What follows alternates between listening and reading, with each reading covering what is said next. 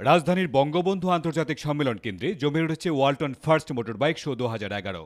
সোমবার এই মোটরসাইকেল মেলার উদ্বোধন করেন বাংলাদেশে নিযুক্ত স্পেনের রাষ্ট্রদূত আর্তুরো পেরেজ মার্টিনেজ এবং ওয়ালটনের ইন্টারন্যাশনাল মার্কেটিংয়ের পরিচালক মিজানুর রহমান।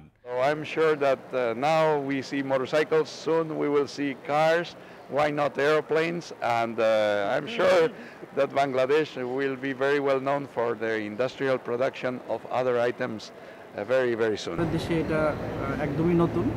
আমি আশা করি যে আমাদের দেশে যারা জনগণ আছে, যারা ক্রেতা আছে, তারা এসে আমাদের ফেয়ারটা দেখবেন এবং আমাদেরকে সাজেশন দেবেন। মেলায় স্থান পেয়েছে ওয়ালটনের বিভিন্ন আকর্ষণীয় মডেলের মোটরসাইকেল। মেলা চলবে 6 এপ্রিল বুধবার পর্যন্ত।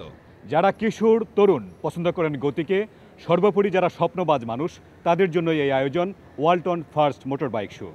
উদয় হাকিম, বঙ্গবন্ধু আন্তর্জাতিক সম্মেলন কেন্দ্র, ঢাকা। ওয়ালটন, আমাদের পণ্য